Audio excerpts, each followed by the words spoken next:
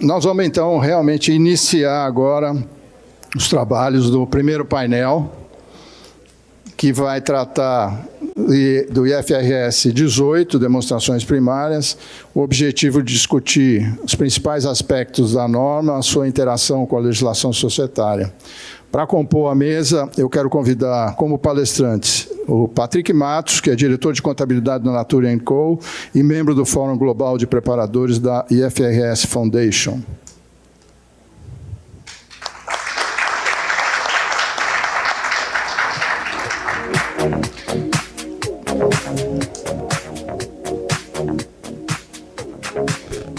Edson Fernandes, membro do GT e ASB do CPC e da Comissão de Demonstrações Contábeis da PIMEC Brasil.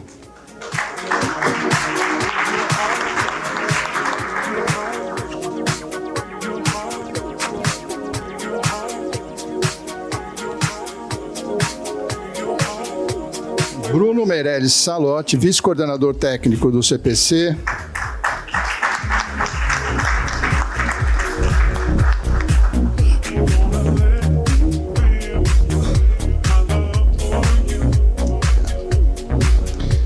E para moderar esse painel, eu queria convidar o Christian Canezin, sócio de auditoria, asseguração e diretor nacional de práticas profissionais da Deloitte.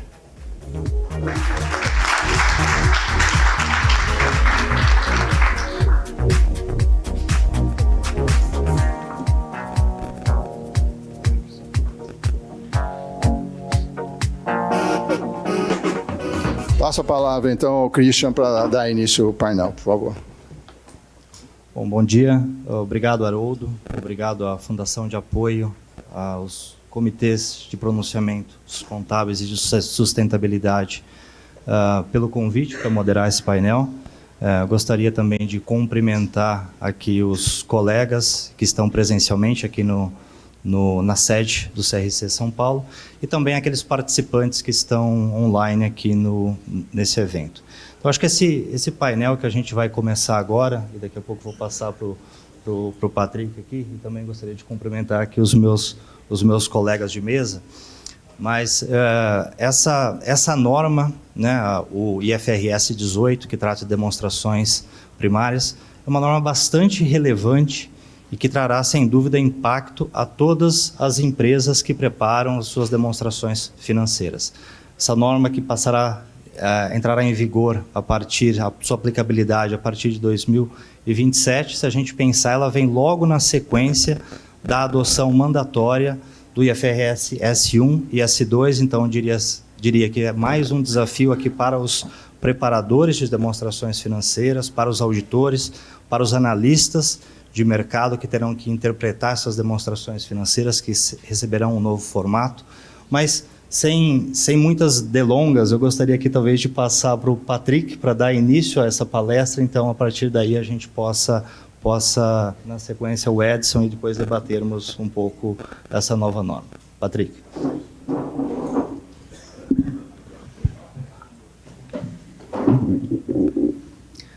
Obrigado, Canezin, a todos, um bom dia, prazer estar aqui mais um ano com vocês, em especial um grande abraço ao Haroldo, uma pessoa histórica no CPC, né, Haroldo? Muitos anos no CPC e o grande responsável por esse evento. Bom, a ideia é a gente falar um pouco aqui sobre a IFRS 18, eu vou tentar ser relativamente breve para a gente poder ter um bom espaço de debate. É uma norma, sem dúvida, transformadora, com uma participação muito forte do CPC no processo normativo, não só do CPC, mas dos brasileiros, também participantes em alguma capacidade da Fundação IFRS, e algo que, sem dúvida, embora a gente tenha um certo tempo até a adoção mandatória, mas que a preparação antecipada é muito importante. A gente tem os slides já colocados, eu não os vejo aqui. Agradeço se o pessoal puder colocar os slides, por favor. Bom, falando um pouco da IFRS 18, né, o que traz a necessidade normativa que levou à elaboração e aprovação da norma na Fundação IFRS? Como toda atuação normativa do IASB, há uma grande preocupação com as necessidades dos usuários, em especial investidores, e feedback recebido, em especial, a partir do Agenda Consultation de 2011, né, a gente vê que o O tempo normativo, ele geralmente é extenso, né? Desde o feedback recebido da Agenda Constituinte de 2011, já havia uma percepção de usuários, principalmente investidores, da necessidade de um foco na apresentação da performance da entidade no período.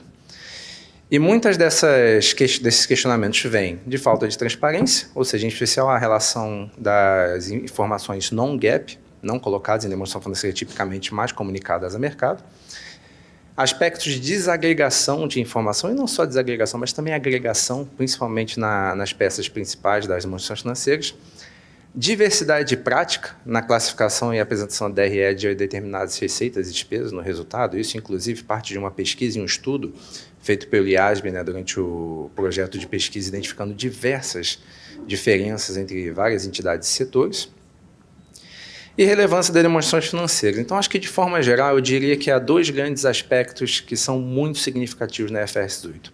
Comparabilidade e relevância. Falando primeiro da comparabilidade, a gente falou um pouquinho da diversidade na classificação de algumas despesas.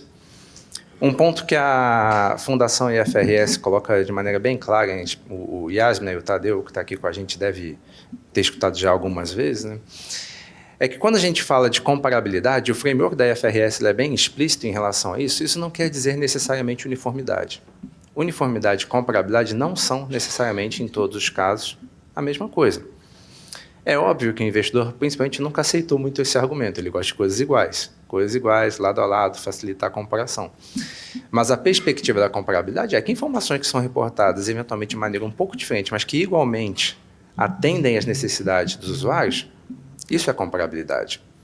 No entanto, quando a gente fala da demonstração do resultado, em especial, embora a gente fala muito de demonstração de resultado nessa norma, mas é importante também, a gente vai passar um pouco mais à frente, deixar claro que tem outros aspectos importantes também de nota explicativa, premissas aplicáveis até ao balanço patrimonial também que são relevantes.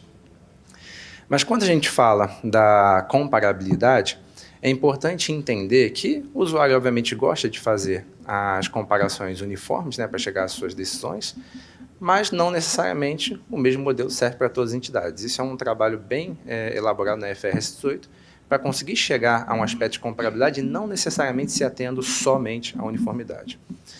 E um outro ponto que para mim é muito importante é a relevância da demonstração financeira. A gente tem observado nos últimos anos, já há algum bom tempo, uma perda de relevância da demonstração financeira na medida em que, principalmente, aspectos de materialidade não são considerados de maneira apropriada. Eu diria, nós vemos muitas demonstrações financeiras, por exemplo, demasiadamente longas, informações imateriais obscurecendo aquilo que é importante. E o que acontece? O investidor vai para aquele documento que efetivamente é escrito pensando nele, né? A gente brinca que a demonstração financeira é o único documento que tem um usuário explícito, pretendido, mas nem sempre é escrito pensando nele, é escrito pensando em requerimentos regulatórios, compliance.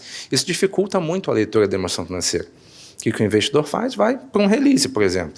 O que ele encontra no release? Informações escritas na sua linguagem e informações que às vezes não estão na demonstração financeira, como, por exemplo, medidas de performance, que a gente vai tratar nessa apresentação também. Então, eu colocaria como dois tópicos muito importantes que levaram a IFRS 18, relevância, né? Aumento da relevância da demonstração financeira, e a parte de projetos maiores, que inclusive o IASB tocou no passado, como o próprio Disclosure Initiatives e outras discussões do seu próprio framework para a elaboração de normas. E a gente aqui no Brasil, por exemplo, a gente sempre lembra também com muito carinho nessas discussões da OCPC 7. Bom, passando rapidamente, né, o grande chamariz, talvez a primeira coisa que chama a atenção na IFRS 18, é a determinação de categorias e subtotais requeridos, ou seja, esses subtotais apresentados, lucro operacional, lucro antes das despesas financeiras, tributo sobre lucro e o lucro líquido, são os subtotais a serem apresentados em todas as situações. E eles são importantes porque eles fazem a separação das atividades. Então, nós temos, de maneira semelhante ao que a gente vê na demonstração dos fluxos de caixa, atividade operacional, investimento e financiamento. Sempre lembrando que não há uma correlação dessas atividades com a demonstração dos fluxos de caixa. Não se espera que haja cruzamento entre essas informações, porque há características que eventualmente podem ser diversas. E quando a gente fala dessas categorias, de maneira mais clara, né, as atividades de investimento envolvem aqueles retornos que são amplamente independentes dos demais ativos, né, retornos sobre ativos financeiros, por exemplo, e as atividades de financiamento, de modo geral, aquelas despesas associadas à captação de recursos em despesas financeiras atualmente. E aí, o que a gente tem de lucro na atividade operacional? A atividade operacional, na prática, é um residual. É tudo aquilo que não está nas demais atividades. No entanto, o que se pressupõe é que a separação pelo totalizador do lucro operacional, ele torna a atividade operacional basicamente aquelas principais atividades rotineiras de negócio da companhia. Então, essa é uma separação bastante importante, porque embora o operacional seja residual, ainda assim ele é compreendido como aquelas atividades que são as principais fontes de negócio da companhia. E é interessante, né, porque na medida que a gente tem esses subtotais reconhecidos e especificados na FRS 18, a gente vai começar a vê-los sendo referenciados nas outras normas também. O lucro operacional já está sendo bastante referenciado em diversas outras normas como subtotal requerido, inclusive algumas normas sendo alteradas, como essa da FRS 18, como no caso da norma de resultado por ação, por exemplo, que foi alterada também para recepcionar a existência do lucro operacional. E falando aí das categorias, né?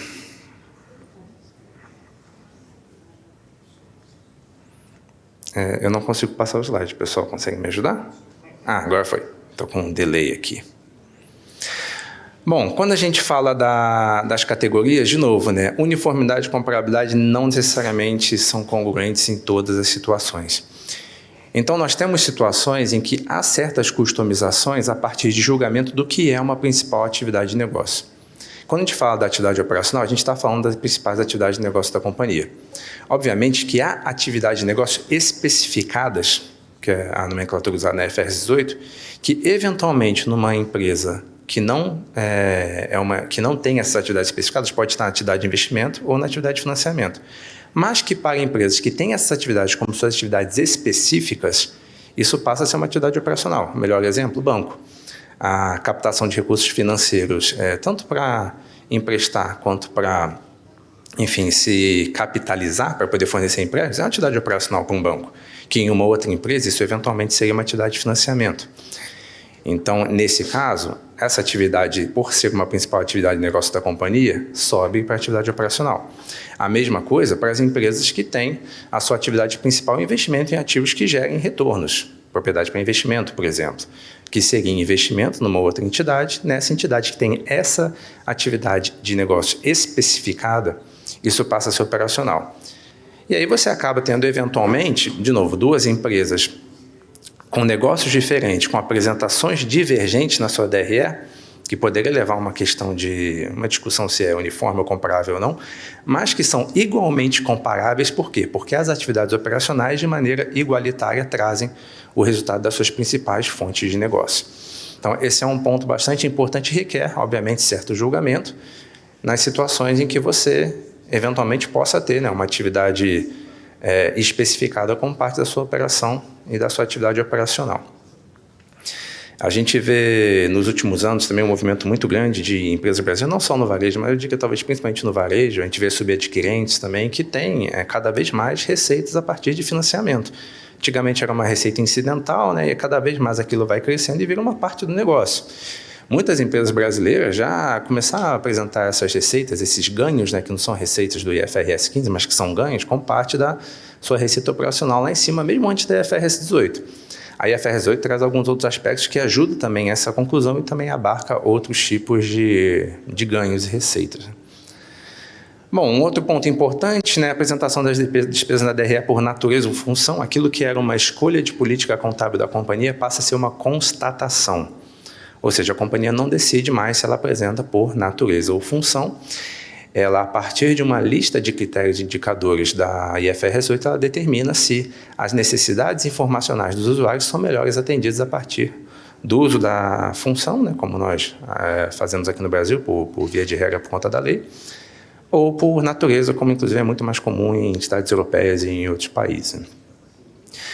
Quando a alocação ela é arbitrária entre função e natureza, a norma te leva à escolha da natureza. Esse é um ponto importante, porque em situações que não se chegue a uma conclusão de qual é, de fato, a melhor representação ao usuário, se essa escolha por função seria arbitrária, a norma te leva à apresentação por natureza, porque entende que os requisitos informacionais e necessidades dos usuários é melhor atendida dessa forma. Bom, e por função, aí algo um pouco diferente do que a gente está acostumado no Brasil, mas se por função a norma requer que você faça uma abertura de determinados itens em nota explicativa, apresentando-o como parte do custo ou parte de outras despesas. A norma ela traz um limite de 5 informações, né, despesa pessoal, amortização e depreciação impairment do IAS 36 e somente do IAS 36, não do IFRS 9. E baixas e reversões de perdas em estoques. E esse limite de 5 itens foi colocado como uma simplificação por parte do IASB em resposta à demanda, principalmente de preparadores. Também um comentário bastante importante e uma divulgação um pouco diferente do que a gente está acostumado no Brasil. Outro ponto importante que, de certa forma, para alguns itens já era tratado em menor extensão na própria IS1 e outras normas, é a forma na qual um item que a gente chama de acessório acompanha o principal. Um derivativo, por exemplo, associado à compra de matéria-prima, associado a um financiamento, variação cambial e até efeitos hiperinflacionários, ou seja, ganhos e perdas da posição monetária líquida, acompanhando sempre o item que o gerou. Então, se você tem um derivativo, por exemplo, que está associado à sua compra de matéria-prima, compras altamente prováveis, por exemplo, que você tenha designado ou não para Hedge Accounting, que é parte da atividade operacional, esse derivativo também é operacional. Se você tem esse derivativo associado a um financiamento, que é apresentado nas operações de financiamento, o derivativo também é financiamento. E aí tem um comentário bastante interessante antes do próximo tópico, né? A gente tem práticas mais comuns, em especial pensando em variação cambial e até ganhos ou perdas associados à hiperinflação, de apresentação desses efeitos no resultado financeiro. Aqui no Brasil, inclusive na Brasca, na época a gente fez uma pesquisa, viu que a maior parte das empresas coloca esses efeitos hiperinflacionários e variação cambial como simplificados no resultado financeiro, né? Ou seja, o que seria equivalente a uma atividade de financiamento na nova norma, né? Foi algo que, inclusive, discutimos bastante com o IASB. O IASB recepcionou bem as nossas questões sobre esse tópico, a necessidade de uma simplificação, e eles concordaram e veio uma simplificação, só que a simplificação é colocar no operacional. E aí, como o Tadeu bem sabe, nossos argumentos não foram suficientes para chegar à conclusão que isso eventualmente poderia estar na atividade de financiamento, então é bom para as empresas brasileiras também terem essa consideração que esse mapeamento vai ser importante. E na ausência da habilidade prática de conseguir fazer essa alocação entre atividades, o residual, como tudo nas atividades, vai para o operacional. Um ponto bastante interessante que vale atentar às nossas empresas aqui no Brasil. Ganho ou perda na baixa de imobilizado e impairment de propriedade para investimento. Como a norma trata, de novo, do item dentro da sua atividade correlacionada no resultado e o acessório o acompanhando, isso vai depender da forma na qual ele é classificado a partir das principais atividades de negócio da companhia. Uma entidade tem como principal atividade fazer o arrendamento de propriedades para investimento, tem isso como parte das operações e a baixa também vai ser operacional. Entidades onde o investimento, por exemplo, em uma propriedade para investimento é incidental, será atividade de investimento. Então, acho que aqui a grande mensagem é que não há um padrão claro, depende da forma na qual a companhia identifica suas principais atividades geradoras de renda. Um outro ponto importante, equivalência patrimonial. Toda a discussão que a gente tem sobre a principal atividade da companhia para classificação como operacional ou investimento, no caso de um investimento de retornos, né, sobre investida, por exemplo, não se aplica à equivalência patrimonial. Se uma entidade ela tem como prática, como principal atividade de negócio, investir em outras companhias, e essas companhias, por exemplo, estão mensuradas ao valor justo, você teria, eventualmente, esse efeito como parte das operações da companhia na atividade operacional. Se ela é reconhecida por equivalência patrimonial, dá-se um bypass nessa discussão e ela é, por default, investimento. E isso é interessante, porque se você olhar para as holdings, não só no Brasil, mas certamente aqui no Brasil, e olhar até o próprio contrato social e os bylaws da companhia, vai falar que o propósito de negócio dela é investir em outras empresas. Mas se elas contabilizam, de novo, pela equivalência patrimonial, é atividade de investimento. Há também perspectiva de alinhamento com segmentos operacionais, ou seja, na medida que você identifica, por exemplo, um determinado segmento como um segmento reportável, né, e é uma operação apartada, talvez, de uma outra linha de vendas, por exemplo, é um indicativo forte que isso é também uma das principais atividades da companhia. Se ela é, por exemplo, um segmento, a companhia tem um segmento de varejo, um segmento de financiamento, isso é reportado de maneira separada no FRS 8. Muito provavelmente também é uma principal atividade de negócio da companhia. E mudanças são sempre tratadas de maneira prospectiva, né? E aqui um exemplo rápido, inclusive da própria IFRS 18, né, uma demonstração do resultado, em que uma das principais atividades geradoras de receita da companhia é o provimento de financiamento. Vocês veem que há receita de acordo com o IFRS 15, né, dentro do esperado, e você tem dentro do lucro operacional, que é o que separa, de novo, a atividade operacional da de investimento, os custos e receitas do provimento de financiamento. E aqui é um ponto bastante importante. Muitas empresas brasileiras que já provêm esse financiamento, tipicamente levam lá para cima a receita de juros, mas eventualmente não levam a despesa, porque essa despesa de juros é uma despesa incorrida para que você tenha capital para poder prover financiamento aos clientes. Ela é igualmente parte das atividades operacionais. Ou seja, se leva a receita, leva também a despesa que você teve para poder captar esses recursos para poder fazer os financiamentos. Bom, outro ponto importante, a IAS 1, ela também altera critérios de agregação e desagregação. Na prática, não se trata mais de classes materiais de itens semelhantes, e sim de critérios e princípios quando as dissimilaridades são suficientes para apresentação separada. Não necessariamente vai trazer muitas mudanças práticas, mas certamente traz muito mais base para você definir quando itens devem ser separados ou não. E, obviamente, essa agregação e desagregação, todo o framework colocado na IFRS 18 para esse sentido é para garantir que haja informação detalhada suficiente, que a informação não seja omitida por estar agregada de maneira inapropriada e também que não se coloque informação exagerada, sempre pensando num sumário claro e explícito do que pretende reportar, que seja claro para o usuário na hora de abrir o balanço patrimonial e a DRE. E um outro comentário, também não há um threshold mínimo para agregação ou desagregação estabelecido, também chegou a ser discutido, mas não entrou na norma. Outro ponto importante, também bastante discutido, itens não usuais. Foi uma discussão muito importante dentro da normatização, se a norma traria definições do que é um item não usual, e obviamente pela dificuldade de chegar a um consenso, né, ou seja, o que seria um item não usual, completamente julgamental, pode ser diferentemente visto por diversos participantes, acabou por não se definir, mas na medida que a entidade utilize essa definição, ela tem que deixar claro nas suas divulgações o que é não usual, qual é a sua política para determinar que um item é não usual. E há também limitações ao uso do termo outros, a gente vai falar um pouco melhor no próximo slide. E a título de curiosidade, essas limitações já inclusive existiam no Brasil pela Lei 6.404. Os limites ao uso de outros itens não usuais. Então, aqui rapidamente, qual é o framework que a norma traz para discutir descrição de itens, né? Ou seja, primeiro ponto, né? Tem alguma descrição possível que seja mais informativa do que outros? Se tem, obviamente, usa essa descrição, né? Não tem muita discussão e se divulga esse material.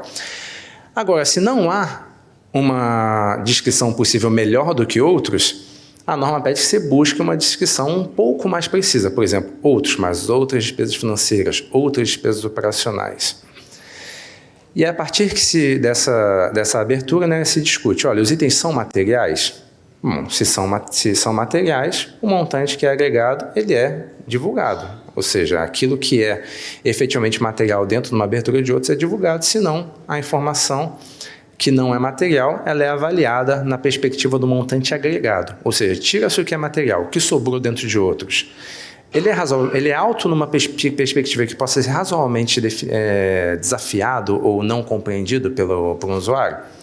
Bom, se não, não é material, nem informação é necessária. Agora, se ainda assim, por estar muito pulverizado, ainda há informação que pode ser percebida como relevante para o usuário, a norma traz que o requerimento que você coloque uma descrição, ou seja, ou que não há itens materiais, individualmente materiais, ou que explique pelo menos o item mais significativo. Ou seja, dentro daquela bolsa de itens pulverizados, coloque qual deles é o mais significativo e mais relevante. Bom, outro ponto trazido pela norma e que está associado à questão da relevância é a apresentação das medidas de performance da administração dentro do conjunto da demonstração financeira.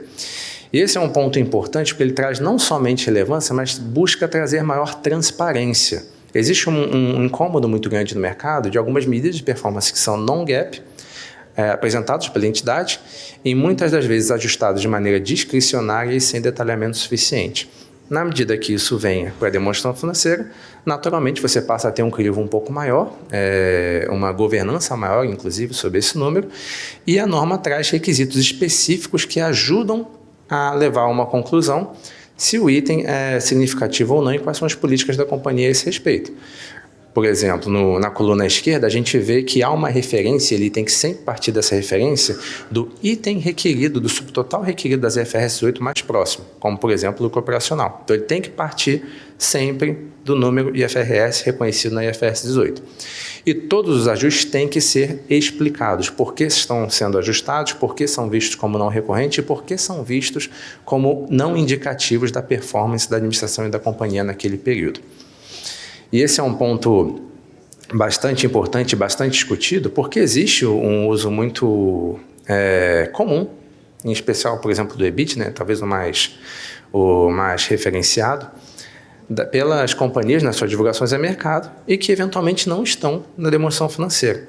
Então, toda a MPM, assim como a EBIT, ela precisa necessariamente ser um subtotal de receitas e despesas. Esse é um tópico importante, porque não é necessariamente qualquer premissa utilizada pela companhia que não é diretamente observável na IFRS que pode ser uma MPM.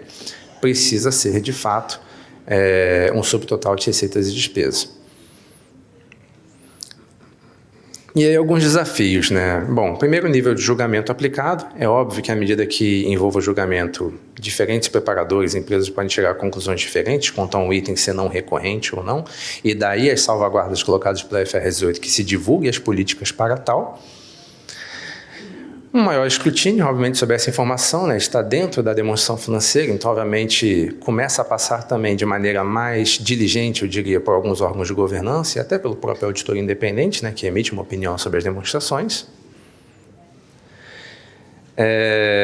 Um outro desafio, né, dificuldade na comparabilidade. De novo, podem ter empresas que tenham políticas contábeis diferentes, mas, de novo, isso seria visível na demonstração financeira na medida que as empresas divulguem quais são essas políticas. E antes de falar de reflexos de outros nomes, acho que vale a pena, talvez, gastar 2 minutos. Eu prometo que vou ser breve, Canezinho, que eu sei que eu estou atrasado. Mas eu acho que vale a pena falar. O Haroldo já me olhou ali, né? 2 minutos. Acho que vale a pena falar, talvez, do EBITDA. O EBITDA dele foi, talvez, um dos maiores focos de discussão durante a IFRS 18, porque na medida que você quer trazer relevância para a demonstração financeira, e a gente sabe que o EBITDA é um tópico importante nas necessidades informacionais dos usuários, por que não defini-lo, né, na demonstração financeira? Muitos participantes da discussão, inclusive alguns aqui do Brasil, sugeriram ao time do IASB que definisse o EBITDA como um subtotal. E o IASB trabalhou bastante nessa possibilidade, mas encontraram alguns desafios. Primeiro, não são todos os setores e segmentos que utilizam o EBITDA. Então, esse já é um desafio para você ter uma uniformidade, uma comparabilidade maior. Segundo, não há um consenso sobre o que ele representa de fato. Né? Para muitas empresas ele tem significados diferentes. O que o IASB conseguiu trabalhar e colocou na norma é a identificação de um subtotal que não é um subtotal requerido, mas é um subtotal identificado que pode ser utilizado, que é o lucro operacional, antes dos resultados de financiamento, né, e dos impairments especificados pelo IAS 36, que pode se aproximar do EBITDA. Por que ele não é o EBITDA? Porque dizer que o lucro operacional com esses ajustes ao EBITDA seria implicitar que o lucro operacional inclui atividade de investimento, o que não é o caso. Porque quando você fala earnings, no caso do EBITDA, você tipicamente está incluindo receitas que vêm das atividades de investimento. E o lucro operacional não as inclui. Então, essa é uma distinção importante, mas que também não impede que, em alguns casos, as empresas utilizem o EBITDA como um subtotal. Porque se a empresa, por exemplo, não tem atividade de investimento, nenhuma receita da atividade de investimento, o lucro operacional muito provavelmente vai ser igual ao earnings no conceito do EBITDA. E a IFRS 18 não proíbe que nessas situações a companhia use o label EBITDA na DRE. Esse é um ponto importante. Conflitos aí com o CVM, meu amigo Edson vai falar daqui a pouco, que não gosta muito do termo, né, pela sua resolução. mas o EBITDA não está proibido desde que utilizado da maneira apropriada. E caso ele não possa ser utilizado como um subtotal da DRE, nada impede também que ele seja, sim, uma MPM e divulgada dentro dessa perspectiva na IFRS 18. Bom, e aqui indo para o final, rapidamente, alguns reflexos de outras normas contábeis e IFRS. O IAS 8 vai ser repaginado, inclusive muda de nome para abarcar algumas informações que vinham da IAS 1 e que vão ser repassados para a IAS 8, né? Vai passar a se chamar Base de Preparação das Demonstrações Contábeis, então ele muda um pouquinho o seu escopo e recebe parágrafos anteriores da IAS 1. E a IAS 33, eu falei agora há pouco, vai ser alterado para recepcionar também o lucro operacional dentro das definições de resultado por ação. O IAS 34 alterado basicamente para refletir as mudanças da IFRS 18 nas demonstrações intermediárias. E o IAS 7 traz uma mudança interessante, algumas mudanças interessantes, especial partindo-se do lucro operacional na DFC, ou seja, aquela dúvida e discordância sobre partir do LAIR ou lucro líquido vai acabar, vai partir do lucro operacional. E algumas mudanças também nas alternativas de apresentação de fluxos de caixa associados a juros e dividendos, que dentro da IAS 7 era uma escolha de política e no Brasil a gente tinha as apresentações fortemente recomendadas, que das 4, aparentemente no caminho do IFRS 18, nas alterações que foram feitas na IAS 7, a gente errou 3. Bom, e para o final, outros desafios e curiosidades de maneira mais ampla, né? Cria-se um conceito das demonstrações financeiras primárias, inclusive uma nomenclatura nova, né, para Statement of Financial Performance, que na prática é a própria DRE, né, uma mudança pouco significativa, mas cria esse layer, né, de demonstrações. Um outro ponto interessante, formaliza a determinação que as normas contábeis não são mais as IFRS. E isso foi uma mudança bem interessante no próprio do processo da fundação e que está sendo aplicado em todas as IFRS. A partir de agora, o correto é se referir a IFRS Accounting Standards, não mais as IFRS, obviamente para criar uma separação com as normas de sustentabilidade. Muda-se o contexto da apresentação da informação confiável e relevante da IAS 1 no balanço. Agora se utiliza o contexto de criação de um sumário estruturado útil. Utilizando critérios de agregação do balanço patrimonial, pode levar a algumas mudanças, porque criam-se muito mais critérios para serem observados. Um item bastante interessante, o goodwill, começa a ser apresentado separadamente do balanço patrimonial sempre que material. Também uma mudança bastante interessante, né, que anteriormente tipicamente é apresentado nos intangíveis. E outra mudança bastante interessante, além da referência da peça contábil do balanço, por exemplo, para a nota explicativa, sempre que a nota explicativa se refira a mais de uma linha do balanço ou da DRE, a referência cruzada passa a ser requerida. Ou seja, não só da peça para a nota, mas agora da nota para a peça também. Bom, aspectos gerais. A partir de 2027, aqui no Brasil a gente não adota de maneira antecipada e somente aplicava as IFRS Full. Não se aplica a PME, as microempresas também, né, e as pequenas e microentidades que têm as suas regras próprias.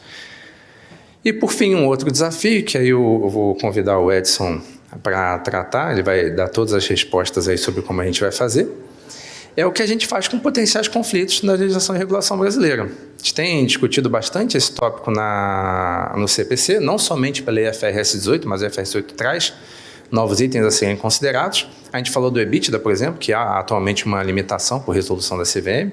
A gente falou da constatação da função e despesa, né, que no Brasil, por via de regra e lei, a gente tem que utilizar a função.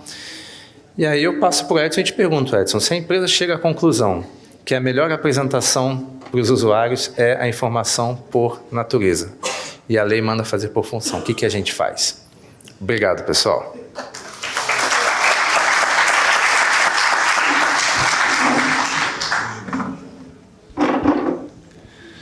Bom, muito bom dia a todas, muito bom dia a todos. Quero agradecer à Fundação de Apoio aos Comitês de Pronunciamentos Contábeis e Sustentabilidade, na pessoa do Haroldo, pelo convite de estar aqui falando com vocês.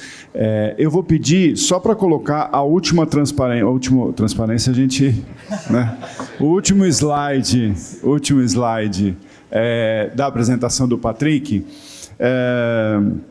E só para introduzir a conversa, Patrick, é muito fácil. responder. Em 2018, eu fui fazer um curso de contabilidade internacional para entender o que era esse negócio de IFRS. E eu lembro do instrutor falar assim, com o IFRS, os contadores agora vão se vingar dos advogados. Porque o que você pergunta para um advogado, a primeira resposta é depende.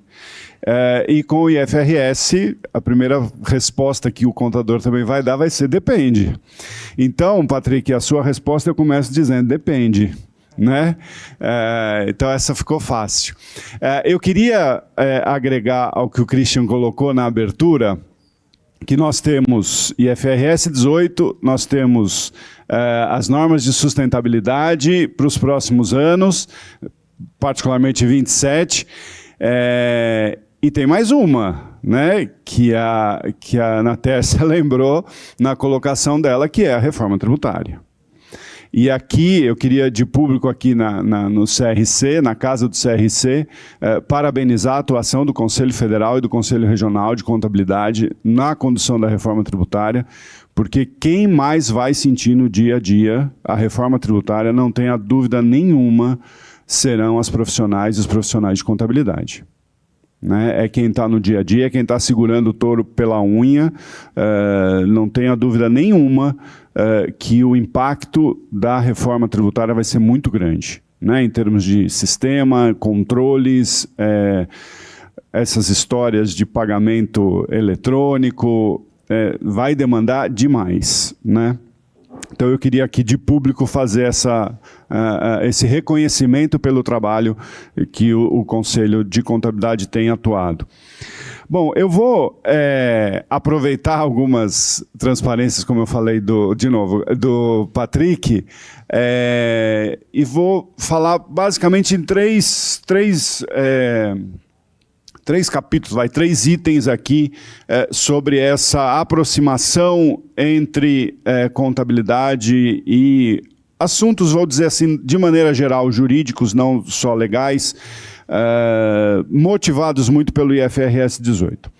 Bom, o primeiro, eu começo exatamente pela colocação do Patrick, que é a compatibilidade legal. E aí eu vou pedir o slide, o último que ele pôs. O último que ele tinha colocado, as principais mudanças e tudo mais. E começando por essa questão sobre a apresentação por função ou por natureza, e antes, né, falando o IFRS 18, ele mexe apenas na demonstração de resultado, né? Traz uma nova forma de apresentar o resultado. E que, obviamente, não é pouca coisa, né? Nós temos várias referências à questão da demonstração de resultado, e por isso é tão importante, e aí daqui a pouquinho eu evoluo falar o que eu acho que vai haver efetivamente uma mudança de postura profissional com relação ao IFRS 18. Então, nesse primeiro ponto, aí eu fui me recorrer... não, acho que é o próximo. Fui me recorrer... Ah, está aqui, pode deixar. É verdade.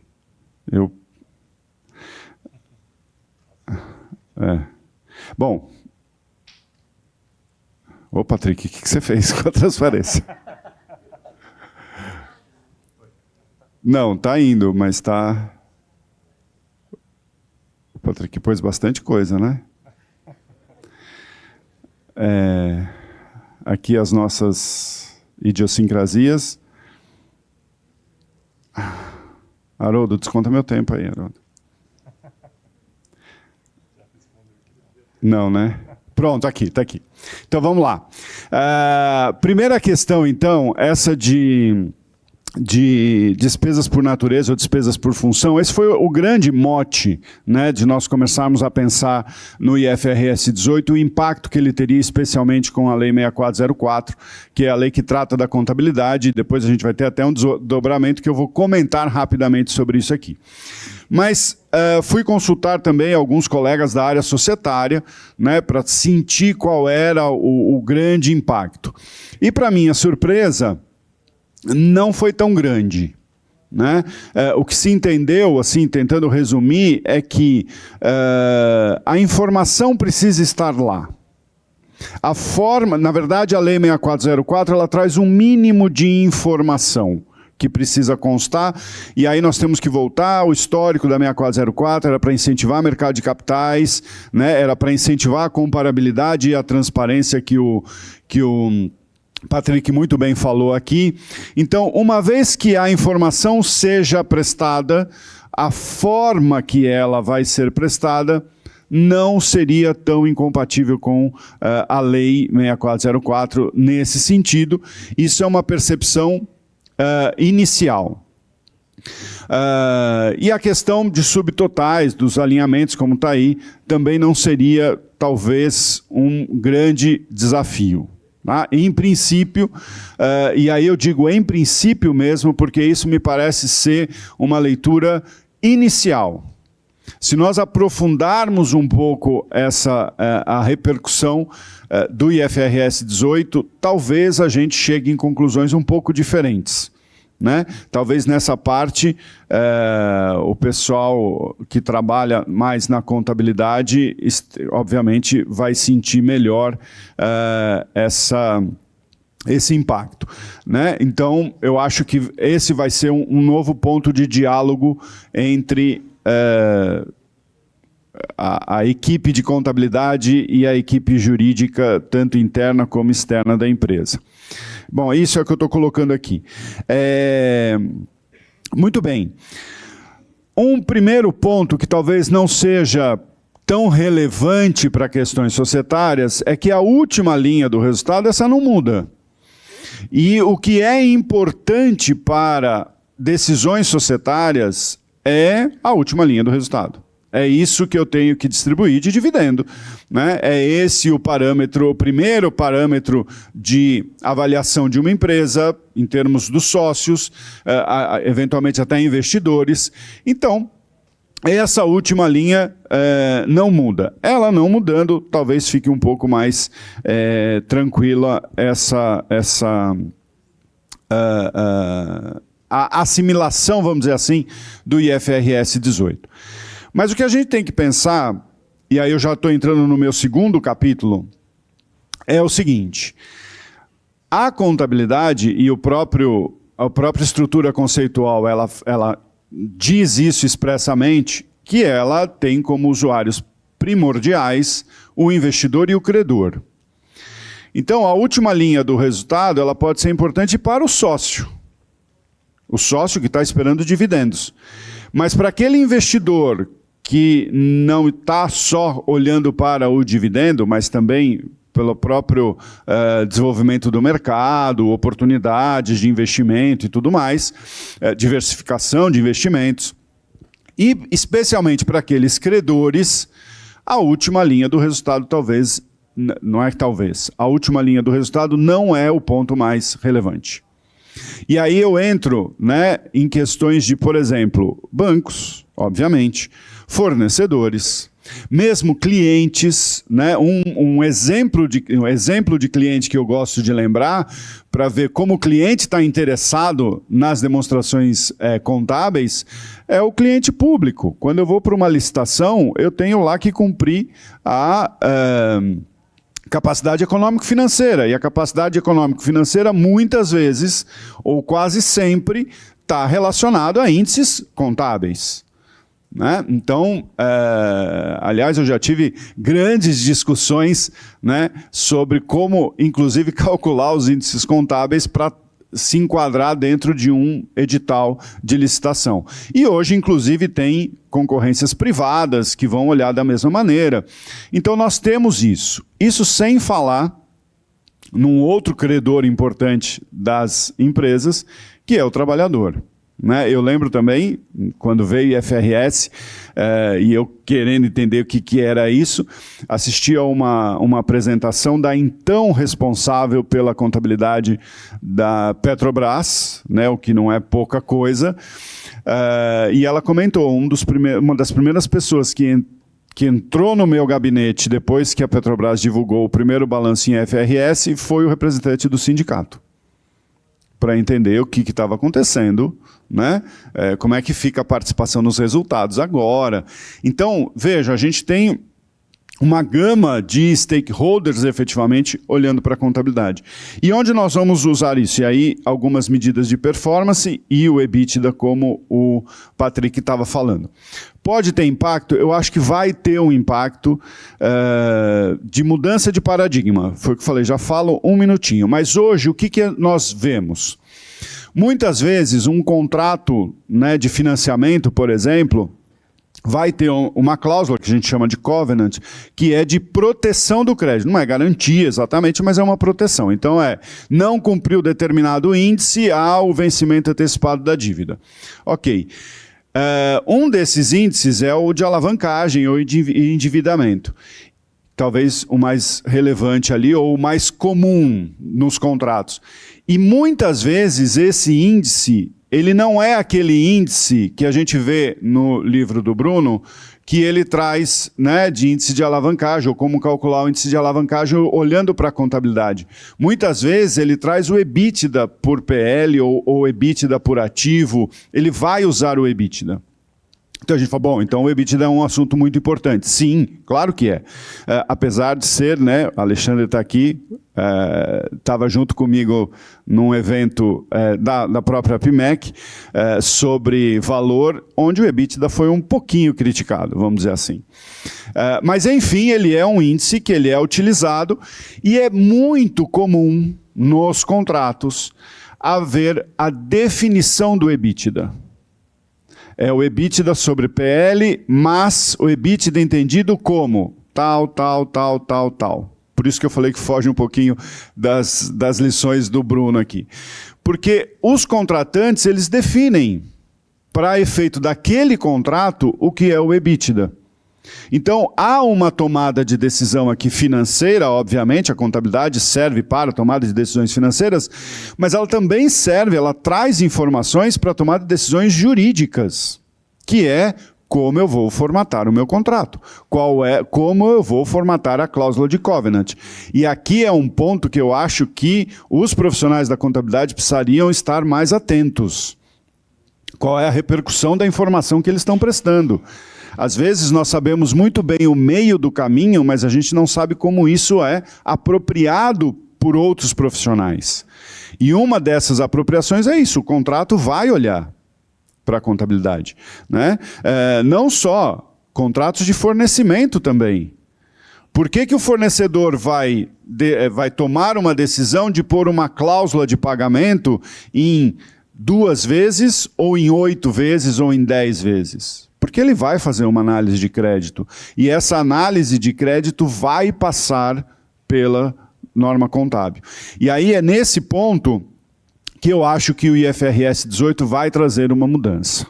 No seguinte sentido, né, Christian? Talvez eu, como advogado, elaborando o contrato do banco, ou negociando o contrato com o banco, eu não preciso entrar em tantos detalhes. Eu posso falar assim, bom, com o IFRS 18, agora eu tenho o que é o lucro operacional. E no meu relacionamento, seja do banco, do fornecedor, ou eventualmente até numa concorrência, o que me interessa é a performance operacional. Ah, tudo bem, tem investimentos, tem equivalência patrimonial, mas isso está fora da minha negociação. Então, de repente, eu posso usar o IFRS 18 para escolher, eu quero esse agrupamento do lucro operacional.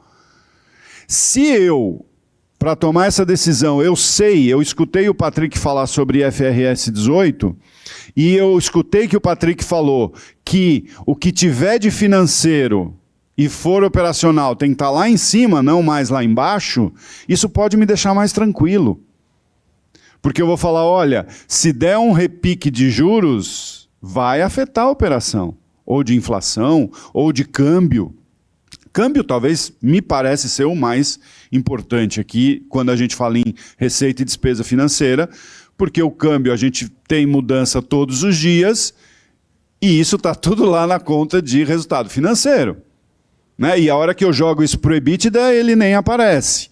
Então, o que eu acho que com o IFRS 18 eu posso trazer um ganho de informação é isso, essa padronização pode facilitar essa comparabilidade e essa transparência, né? O que para mim é muito importante, né? Eu costumo dizer que o IFRS é o grande, talvez não conscientemente, mas a grande função do IFRS é ser um grande dedo duro, né? Porque ele diz o que está acontecendo na real, ou pelo menos pretende dizer isso, né? Ele pretende que o que apareça é o que está acontecendo. Então isso me parece uma mudança de paradigma e que vai ser absorvida, sim. Eu acredito que sim, como outras normas também já foram. Bom, eu vou para o terceiro capítulo e depois para uma conclusão. O terceiro capítulo, esse é agora nós estamos lidando com o nosso principal sócio, ou sócio de todas as empresas, e o nosso principal credor, que é o fisco, né?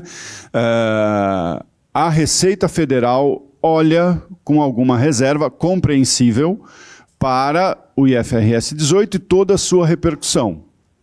Por quê? Porque se eu mudo a minha demonstração de resultado, muda o início da apuração de imposto, e principalmente imposto de renda e contribuição social sobre o lucro, PIS e COFINS menos, né? Porque PIS e COFINS ainda está muito atrelado à nota fiscal, está com os dias contados, se tudo der certo, daqui 2 anos não temos mais PIS e COFINS. Não sei se isso é bom ou se é ruim, mas enfim, é um fato, não teremos mais. Mas para imposto de renda isso é muito importante. Nas aulas de imposto de renda também é muito comum a gente fazer assim, põe, né, a DRE, então vai explicando a DRE hoje, como ela é feita hoje, e depois põe do lado o LALUR e vai fazendo a referência, né? O que está na DRE é despesa com brindes, se é que ainda aparece brinde em alguma demonstração financeira, se não virou tudo publicidade, mas ok, vamos lá. A multa, uma parcela do carro do diretor, então a gente vai fazendo essa referência, e a IN 1700 hoje, nos 2 anexos de adições e exclusões, praticamente faz essa referência, e a SF quase te exige fazer essa referência do plano de contas. Começando de trás para frente, no plano de contas, se eu vou para o plano de contas operacional padrão, não muda tanto, mas para dar aula de imposto de renda, eu não vou conseguir mais fazer essa referência. Problema seu, professor. Tudo bem, isso é um problema meu, mas isso também é um problema para o fiscal da Receita Federal. Por isso, talvez, né, esse receio. Então, é um ponto que a gente precisa conversar muito bem com os representantes do nosso sócio onipresente de todas as empresas. E o último ponto, tem 15 segundos, mas o último ponto e eu queria até ter economizado, mas enfim. O último ponto de tudo isso que eu falei, o IFRS causou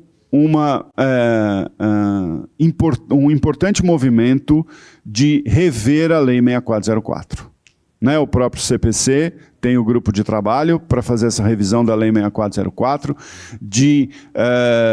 no sentido de, se não excluir completamente a contabilidade da lei, pelo menos reduzir o que tem hoje na lei, né? Porque hoje, efetivamente, há um engessamento, e esse é um movimento que nós temos que acompanhar, né? Eu costumo brincar, em 2015, a revista Capital Aberto, ela tem um painel, não sei se ainda tem, mas ela tinha uma coluna lá que era sim e não, né? Então, então a pergunta era: a contabilidade precisa sair da lei?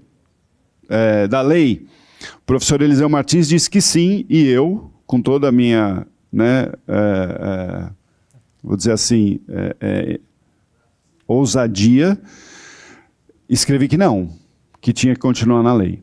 2015. E aí eu costumo dizer, talvez eu seja o último dos moicanos a me render e falar, não dá, realmente alguma coisa tem que mudar nessa lei. Então esse é um assunto, graças ao IFRS, o IFRS 2 não é o único culpado dessa história, mas ele é a principal faísca hoje que levantou essa discussão de novo. E é uma discussão muito relevante que tem que envolver preparadores, tem que envolver os conselhos de contabilidade, tem que envolver advogados, obviamente, tem que envolver analistas. Qual segurança nós teremos, né, com a lei falando ou não falando de contabilidade? Tá bom? Mas esse é um assunto que fica, talvez, para o 22º seminário da Fundação. Muito obrigado. Passei, acho que, não sei se 2 minutos, mas por aí. Obrigado.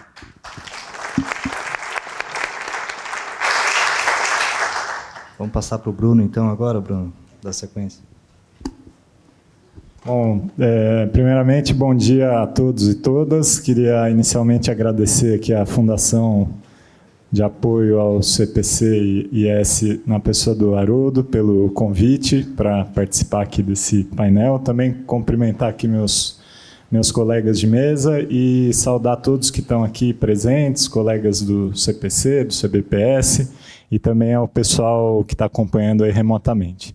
Bom, sobrou para mim o desafio de tirar essa diferença de tempo, né? Eu não tenho aqueles 20 minutos que estão ali aparecendo para mim, mas enfim, vou tentar ser bem objetivo, que eu sei que vocês já devem estar com fome, vontade de tomar café, então... enfim, queria apenas destacar aqui alguns grandes pontos dessa norma, né? Primeiro, lembrar a todos que a gente está falando de mudanças em princípios, né? Nós, obviamente, como um país de direito codificado, tendemos a gostar bastante de regras, mas a gente precisa lembrar que as IFRS são baseadas em princípios. E, especificamente, estamos falando de princípios de apresentação. Então, fazendo aqui uma analogia, né, vejam, estou vendo aqui as pessoas na plateia, talvez no online seja diferente, certamente vai ser, mas aqui todos nós estamos seguindo princípios de apresentação de vestimenta, né? Não estou vendo ninguém aqui de short, de boné, né, ou de roupas de banho, né? Isso a gente faria em outro ambiente, né? Mas... temos uma diversidade grande de estilos, de cores, de gravatas, né? Por exemplo, meu colega Bife aqui está bem vestido de terno e gravata. Infelizmente, a gravata dele está vermelha e não verde, né? Como deveria ser. Mas, enfim, está de tricolor, né? Homenageando São Paulo.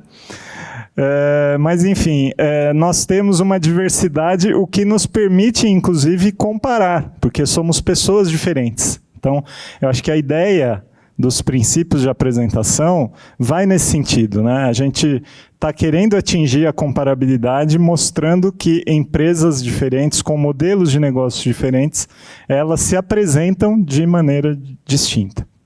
Então, acho que é um desafio muito grande, né? Eu queria também ressaltar a complexidade da norma, tá? Obviamente, o Patrick tem uma didática fantástica, né? E vocês devem ter ouvido ele falar e pensado, bom, isso aí está tranquilo, está dominado, né? É só uma alteração ali de plano de contas, mudar linhas, né? Coisa bem básica, né? Mas, se vocês observarem, aqueles que já observaram, os materiais que o IASB publicou em abril, se vocês somarem as páginas de todo o material, dá mais ou menos quase 600. Né? Então, não é possível que 600 páginas seja só para falar de mudança de linha. Tem muito detalhe lá dentro, tem muita exceção e tem muitos impactos, né? Então, eu acho que isso é algo importante para ressaltar, especialmente nesse ambiente bastante profissional aqui, de pessoas que estão no dia a dia tentando matar um leão por dia ali, né? Resolver o problema de amanhã e de repente vem aqui à mesa e falar, isso aí é para 2027? Poxa, então... Tá muito longe, né? Isso aí dá tempo, é só uma mudança de linhas. Acho que não, né? A gente tem bastante tempo para estudar, para investir tempo, de fato, no entendimento desses detalhes para propiciar, de fato, uma implantação suave, uma implantação efetiva, né? E não apenas aquela correria e, no final, eu quero dizer só que estou cumprindo, porque tem que dizer que eu estou cumprindo, né? Então, acho que é um recado importante que eu queria ressaltar. E, nesse meu papel também de debatedor, eu queria lançar algumas questões aqui para a mesa, especialmente uma que acho que é mais emergente, principalmente nesse sentido de implementação, que é com relação a efetivos custos de implantação, né? Então, queria, se cada um puder falar, né? O Patrick no papel de preparador, o Christian também no papel de auditor, né? E o Edson aqui na parte jurídica. Como é que eles estão vendo esses custos de implantação? Para mim, por exemplo, que sou professor, eu vou ter bastante custo. Vou ter que aprender a IFRS 18, né? Já estou tentando aprender, e vou ter que mudar meus materiais, livros e etc. Né? Mas, obviamente, esse custo é menor do que o que os meus colegas aqui vão enfrentar. Então, queria passar aqui para a gente ter pelo menos algum momento de debate, passar a palavra para o Patrick e para os demais. Obrigado. Olha, Bruno, você tem o custo, mas você tem a receita, que você participou do processo normativo. Você está numa posição privilegiada entre os professores. Bom, o custo, na verdade, a conclusão do IARB, isso passa por todo o processo normativo, tem uma análise de custo, né, custo e benefício, obviamente, do processo normativo. E por mais que se espere que haja um custo inicial, isso não foi avaliado como algo punitivo, algo que impeça a implementação pelas empresas.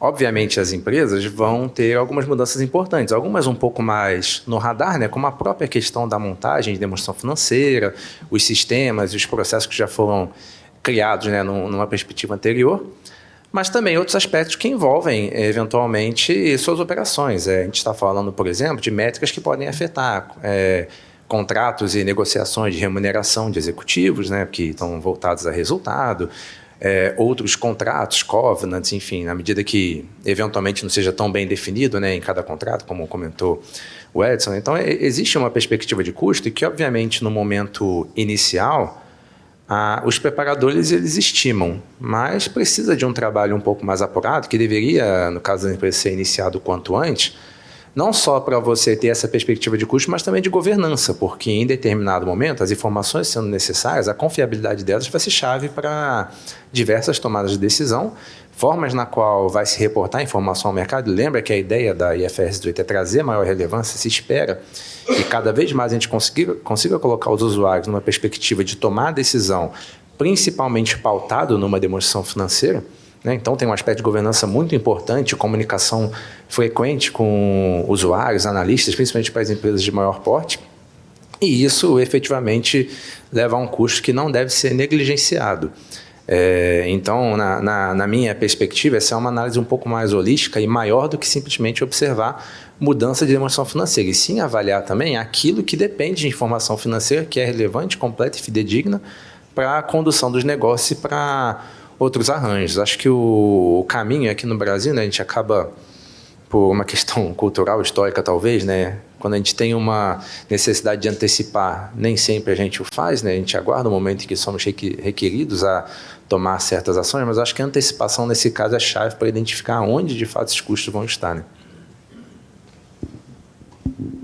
Obrigado, Patrick. Talvez, indo um pouco nessa linha que você falou, acho que os custos, e aí pensando principalmente nas empresas que terão que se adaptar, acho que vai depender, obviamente, de tamanho, estrutura da empresa, complexidade das suas operações. Então, você vai ter empresas, determinados grupos econômicos, onde para uma subsidiária, uma determinada atividade é uma atividade principal e que será operacional, mas não na perspectiva do grupo, ao se consolidar. Então, será requerido, obviamente, redesenhos de processos, novos controles sendo colocados. Em determinadas situações, empresas precisarão implementar alguns sistemas para controlar isso, né? E eu acho que você tocou no ponto principal. Então, o custo vai ser uma questão um pouco relativa, a depender de caso a caso, haverá um custo, acredito que não proibitivo, como você colocou, vai depender do tamanho da empresa, complexidade, como eu falei, mas o principal ponto, até para amenizar, na minha visão, esse custo, é essa questão da antecipação. Tudo que você deixa para a última hora, para o último momento, obviamente, você vai ter restrições de recurso, restrição de pessoas, uma menor qualidade naquela informação, né? E isso, obviamente, quando você antecipa, você coloca as pessoas com um tempo para, de fato, pensar, tomar uma decisão informada sobre determinada classificação que venha a ser feita nessas demonstrações financeiras, você vai ter um benefício muito maior, inclusive do ponto de vista de custo financeiro, na minha visão. Mas eu acredito que, na verdade, o principal custo para as empresas, principalmente, é um risco de não fazer uma adoção adequada. Lembrando, né, a gente tem vários usuários internos dessas demonstrações financeiras. Você tem, hoje em dia, uma contabilidade, um departamento de RI, relação com investidores, que às vezes estão conversando muito, mas estamos acostumados a esse formato de apresentação financeira há décadas, certo? Principalmente nas demonstrações de resultado. E você tem, obviamente, que ter esse alinhamento interno. Você tem um risco de você perder algum elo de comunicação interno, ou seja, até mesmo dentro da própria empresa, determinadas pessoas perder a capacidade de fazer uma avaliação sobre aquelas demonstrações financeiras, sobre aquele desempenho. Você tem órgãos de governança, você tocou num aspecto de governança, mas também você tem conselhos e comitês que passarão a ver as demonstrações financeiras sendo reportadas em um outro formato. E, por último, é claro e extremamente importante, se o mercado parar de entender de fato aquelas demonstrações financeiras a partir dessa nova forma que está sendo apresentada, né? Então, acho que aí é o grande custo, o custo de você perder essa capacidade informacional das demonstrações financeiras se você não fizer um processo de adoção adequado, planejado, onde você consiga falar com os stakeholders internos e principalmente com os stakeholders externos para passar a entender essas demonstrações financeiras. Bruno, você viu que o Christian começou a sua resposta com depende, né? Basicamente foi isso. Mas é verdade, é assim. Eu queria só lembrar duas experiências, né, que nós tivemos para mostrar alguns outros custos. IFRS 16, por exemplo, mexeu no EBITDA. E eu tinha, como o Patrick colocou, eu tinha, por exemplo, remuneração variável de administradores, e aí como é que fica? Né? O EBITDA melhorou sem se fazer nada, simplesmente pela mudança de demonstração. E mesmo o IFRS 16 também, dependendo do contrato, ele teve impacto no aumento de endividamento. Isso pode ter colocado algumas empresas para sentar com o credor e falar, olha, vamos conversar. Então, existe o custo de revisão dos contratos que estejam olhando para a demonstração de resultado hoje, de alguma maneira. Então, e depois essa negociação efetivamente com os contratantes, né? E um outro exemplo que eu queria trazer, agora um pouco já na área tributária, a questão da propriedade para investimento, quando foi possível, né, com o IFRS fazer avaliação a valor justo, o valor justo é o novo valor contábil. Qual é o valor da loja num shopping center? Qual é o valor contábil? É o valor justo. Se ela optou, é o valor justo.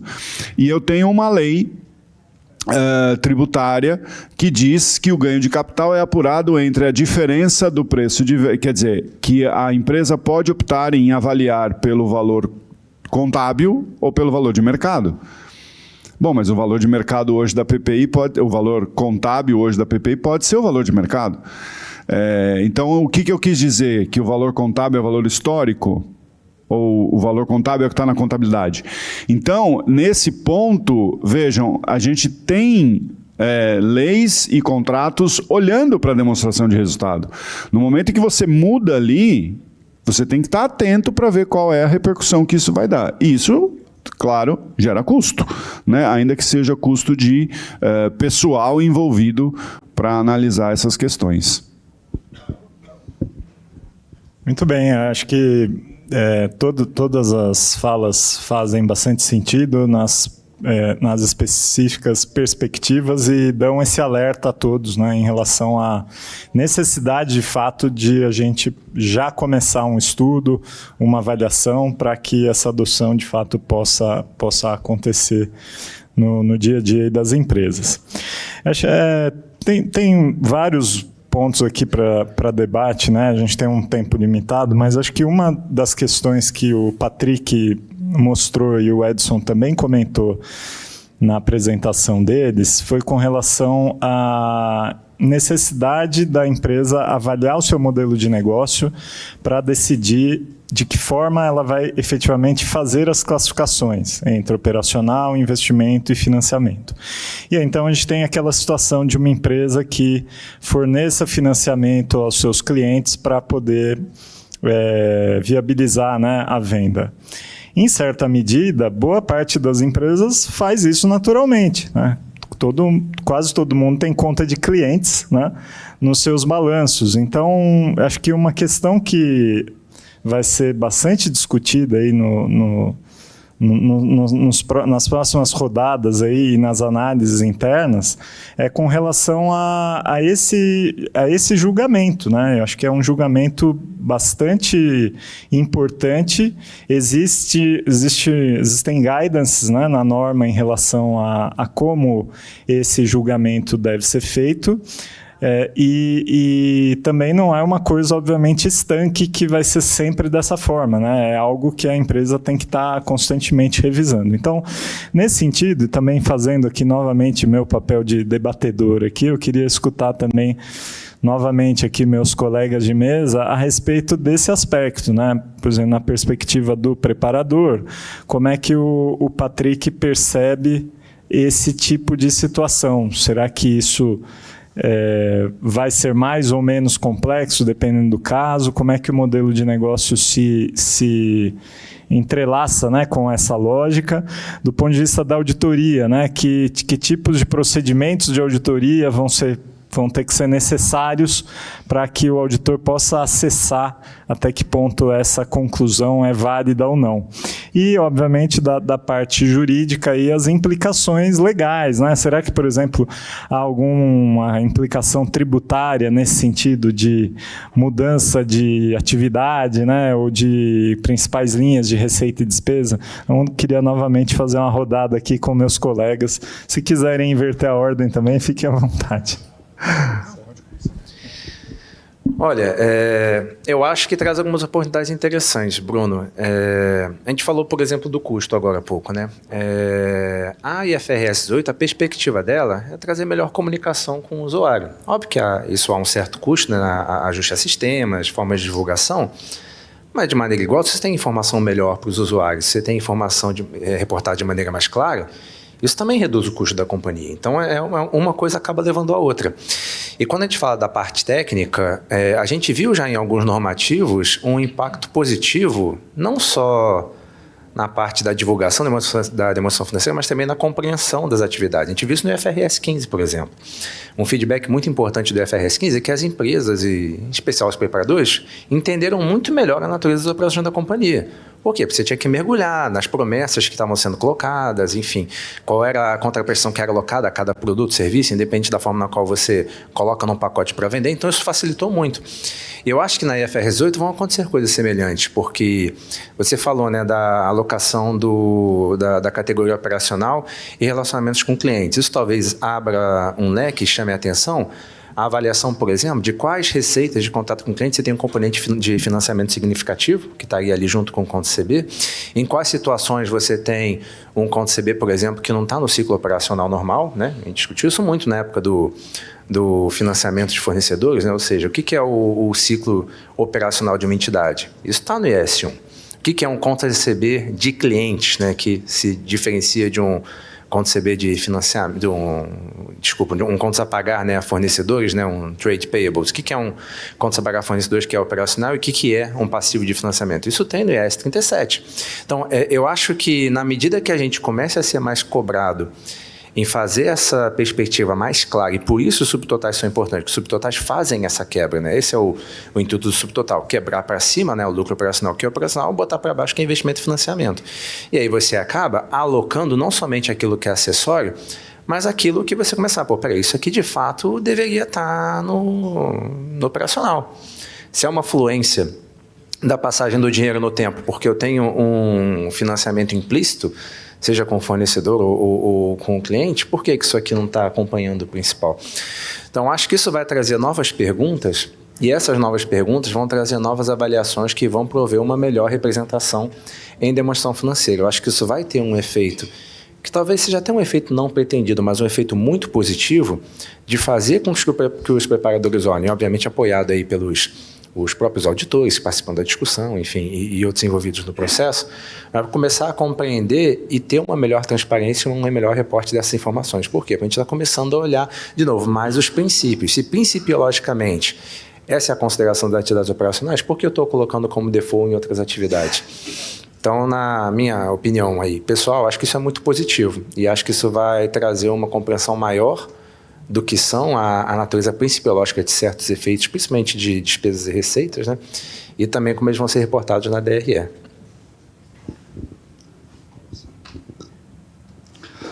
Bom, então, eu acho que, em complemento, talvez, ao que o Patrick colocou, eu estou tentando buscar aqui na minha cabeça qual seria o melhor termo em português, estou aqui com o termo em inglês, mas eu acho que a IFRS 18 também, acho que ela esclarece que a questão de apresentar como operacional, primeiro, determinar-se como uma principal atividade, não é uma questão de premissa da administração, né? É uma questão de fato, né? Então, você tem que estar atento aos fatos, né? E ela vai além, né, nesse quesito, falando, por exemplo, e citando isso como se a administração, quando ela comunica os resultados externamente, ela precisa explicar uma determinada receita, um determinado custo, como para explicar parte daquele resultado operacional dela, né? Provavelmente aquilo é um indicativo de que aquela atividade é uma principal atividade, portanto deveria estar no operacional. Um exemplo disso, por exemplo, uma empresa que tenha uma propriedade para investimento, mas na hora de explicar o seu resultado operacional, ela coloca dentro desse resultado operacional as receitas que ela ofere com o aluguel daquela propriedade para investimento. Então, esse é um dos fatos que a norma coloca e evidências que deveriam suportar esses fatos. Então, acho que o papel da administração, ao fazer essas determinações, quais são as atividades que são principais atividades, para então determinar aquilo que é operacional, e o Patrick cobriu isso na apresentação dele, que lembrando que operacional também guarda uma questão de residual, tudo aquilo que você não conseguia alocar ao financiamento e também ao investimento, ele volta para o operacional. Então, a administração vai ter que ter esses fatos geralmente, essas evidências geralmente suportadas por comunicações externas, a forma como a administração se comunica com os usuários externos, mas também a forma como ela faz o tracking interno dos seus resultados e monitora os seus resultados operacionais. Essa é uma outra evidência que a administração vai ter que reunir para tomar, então, essa decisão, o que é ou o que não é uma atividade operacional. Eu acho que o papel dos auditores independentes aí dentro desse processo, obviamente, é fazer uma avaliação e testes à luz dessas evidências que terão que ser reunidas pela administração. Obviamente, há julgamento nesse processo, né? Todo o processo de julgamento acaba ficando um pouco mais subjetivo e acaba sendo mais subjetivo para o auditor também, isso é óbvio, mas o trabalho do auditor vai ser muito uma avaliação à luz dessas evidências que a própria administração vai ter que reunir para tomar essas decisões e, obviamente, fazer as divulgações nas suas notas explicativas a respeito. Eu gosto bastante dessa questão do IFRS do julgamento e de você ter uma contabilidade baseada no modelo de negócio. Eu particularmente gosto bastante disso e eu costumo usar, inclusive em aula, o termo de essência contratual. Por quê? porque a gente tem tanto a essência econômica como a essência jurídica. Né? Um contrato juridicamente bem feito é aquele que cumpre a intenção econômico-financeira daquele negócio. Então, por isso, tirando situações muito, muito sofisticadas e muito específicas, na maior parte das vezes eu não tenho conflito entre a essência e a forma. Né? Exatamente por causa disso, porque se a forma ela existe também para atingir aquela essência econômico-financeira, ou pelo menos deveria ser assim. Por que eu estou falando isso, Bruno? Porque exatamente quando eu começar a mostrar o que é operacional, o que é investimento, o que é financiamento, eu estou mostrando o meu modelo de negócio, eu estou mostrando qual é a essência contratual. E aí, quando eu faço isso, né, eu estou mostrando para o meu cliente, eu estou mostrando para o meu financiador, para o banco, mas eu também estou mostrando para a Receita Federal. Né? Não só para a Receita Federal, quando teve a questão do IFRS 15 de Receita, teve autuação de prefeitura, porque tinha serviço, não tinha emissão de nota fiscal de serviço, mas tinha serviço na DRE. Como assim? Então, se você presta serviço, você deve o ISS. Então, nesse ponto, é aquilo que eu estava falando da transparência. Você dá a transparência para todos os seus stakeholders. Para ficar só na parte tributária, porque eu acho que ela já é importante o bastante, vai ter isso. Né? Então, quando tiver uma fiscalização, você vai falar, não, mas peraí, você está dizendo que isso aqui é irrelevante para você, é acessório, mas você colocou lá dentro da estrutura, pois como um item extremamente importante na sua operação, que se ele não existir, várias outras situações da operação não vão existir. Então, quer dizer, você começa efetivamente a demonstrar a sua essência contratual. E isso vai servir para contratos privados, isso vai servir para o fisco. Né?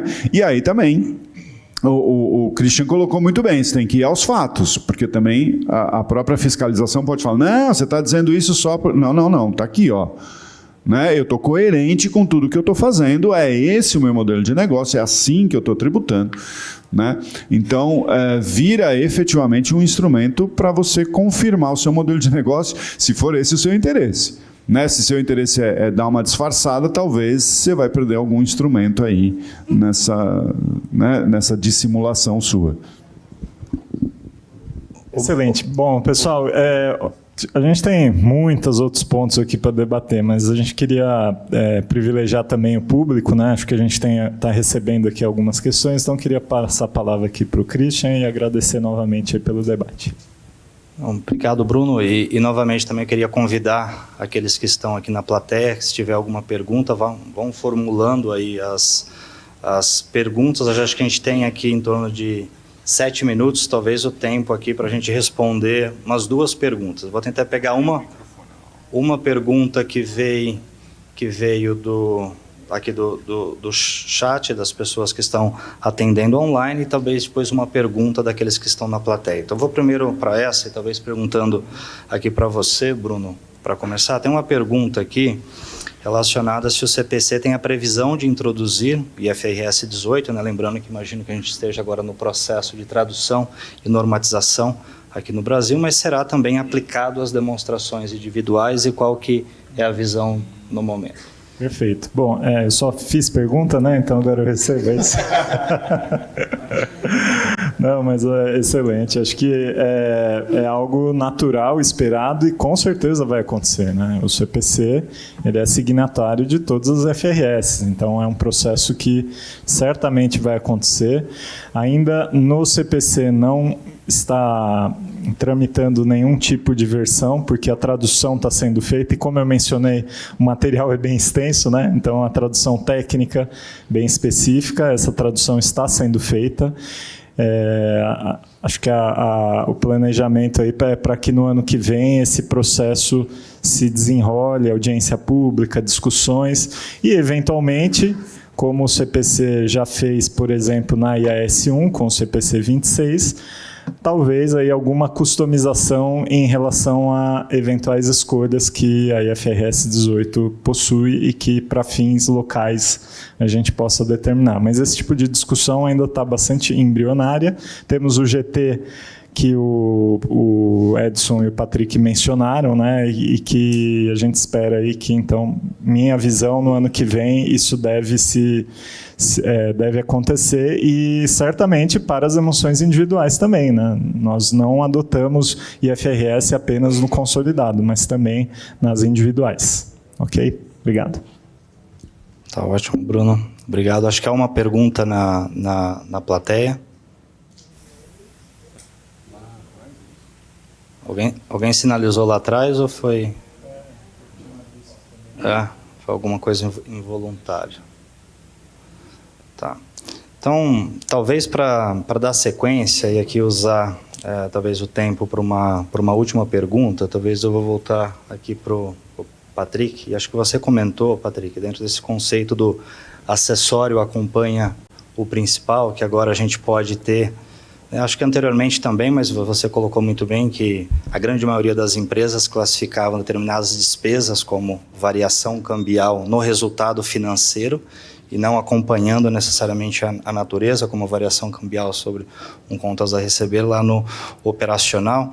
E agora, dentro desse conceito, o acessório acompanha o principal, essa classificação no operacional acontecerá. Então, a minha pergunta aqui talvez está muito mais no sentido de se corre um risco de ter uma contaminação a métricas como o EBITDA, que obviamente é usado pelo mercado e que agora, ou seja, daquela forma tradicional, daquela forma mais acadêmica do cálculo do EBITDA, talvez aquele número esteja impactado porque o operacional agora vai carregar parte dessa despesa que anteriormente estava classificada como financeira na DRE. Talvez eu queria um breve comentário seu aí a respeito e como que as empresas poderiam se prevenir ou melhorar essa comunicação, talvez, com o mercado, para dirimir qualquer dúvida que fique nesse processo. Olha, com certeza. Tem um amigo nosso na CVM que ele sempre fala, olha, Patrick, cuidado com o que você vai pedir, porque você pode conseguir, né? E o EBITDA ele foi muito pedido e foi muito discutido, mas há uma compreensão, isso ficou muito bem claro e muito bem explicado, inclusive, nas bases para a conclusão da IFRS 18, de que não necessariamente o EBITDA representa a mesma coisa para todos os usuários. A gente falou em relação ao subtotal, né, do lucro operacional, antes dos impairments, enfim, do resultado de financiamento, que pode ser uma aproximação do EBITDA e não necessariamente é. De novo, a gente falou do caso dos investimentos, né, dessas receitas que eventualmente estão no earnings e não estão no lucro operacional. Mas, além disso, a forma na qual as entidades apresentam o EBITDA hoje em dia fora do conjunto das demonstrações financeiras tem algumas amarras que vão se alterar. A gente falou, por exemplo, do acessório acompanhando o principal, né? Ninguém apresenta hiperinflação no EBITDA, nenhuma empresa. Nenhuma empresa apresenta variação cambial, ou se apresentam poucas, né, dentro do EBITDA. Então, existe uma certa preocupação, eu diria, né, que se ainda não externaram, deveriam externar, né, em especial profissionais de RI, aqueles que atuam com o mercado e investidores também, que o fato do EBITDA passar a demonstração financeira não quer dizer necessariamente que é o EBITDA que eles apresentam. Então, podem haver necessidade de fazer alterações dentro do que se coloca ainda fora do contexto da demonstração financeira, ou mesmo que o EBITDA possa, né, de novo, não em todos os casos, mas em alguns casos, ser uma linha na DRE, muito provavelmente vão ter determinados ajustes que a companhia ainda vai ter que seguir as políticas e divulgar de maneira apropriada com o IFRS 18. Então, um outro chamado à atenção é que o fato das MPMs, né, como o EBITDA, a gente fala muito do EBITDA, mas podem ser outras MPMs, né? O puro e simples fato dele estar na demonstração financeira não quer dizer necessariamente consistência com o que a entidade pretende reportar. Então, é importante que tenha já uma perspectiva do que é a performance da companhia, que a companhia pretende indicar ao mercado, né, como um balizador do seu desempenho, e de novo, né, desempenho não somente da companhia, mas desempenho da administração. A DRE, pelo próprio framework das FRS, é uma perspectiva de desempenho também da administração da gestão dos recursos. Então, começar a entender um pouquinho melhor como isso fluiria pela demonstração financeira e se isso de fato atende aquilo que a companhia pretende reportar é muito importante. E essa questão do acessório companhia principal é uma discussão muito relevante porque, por via de regra, a IFRS sempre determina que você apresenta tudo aberto. A definição da IS1 é, apresente tudo aberto e só compense se uma norma contábil específica permitir fazê-lo. Por que a gente não compensa depósito social com contingência? Porque um é instrumento financeiro e outro não é. A IFRS 9 não permite compensar um instrumento financeiro com item que não é instrumento financeiro. Agora, quando você começa a definir padrões de apresentação conjunta que são relevantes, aí você começa a ter uma representação melhor. O próprio hedge account, se tem um hedge de valor justo, você apresenta no resultado, ou a marcação a mercado derivativo, a marcação a mercado do item, o item é customizado, tudo na mesma linha. Por quê? Porque é assim que a gestão da informação é feita pela companhia e pela tesouraria. Então, você começa a trazer esses aspectos de maneira mais clara para os outros itens também. De novo, você tem componente de financiamento no conto CB. Por que ele não está junto dos efeitos do conto CB? A gente já tem aplicações semelhantes, por exemplo, até em derivativos mesmo, na demonstração dos fluxos de caixa. Tem um derivativo associado a um pagamento de juros, ele vai estar junto na mesma atividade que o pagamento de juros. Então, acho que esse é um movimento importante que pode trazer essas dificuldades na hora de correlacionar o que é uma MPM, como o EBITDA, por exemplo, como ela vai ser representada na demonstração financeira e como ela pode estar em outros documentos, mas, no final do dia, na minha opinião, é um caminho que é interessante e que vai levar a uma melhor representação, sem dúvida. Obrigado, Patrick. Acho que a gente está caminhando para o final. Teria mais uma lista de perguntas aqui para responder, mas acho que o Haroldo já está olhando, subindo ao palco. Acho que o contato visual do Haroldo já disse tudo. Tá? Então, eu gostaria aqui, para concluir, agradecer os meus colegas aqui de mesa, o Bruno Salotti, o Edson Fernandes e o Patrick, e devolver a palavra aqui para o Haroldo para dar continuidade. Obrigado, Haroldo.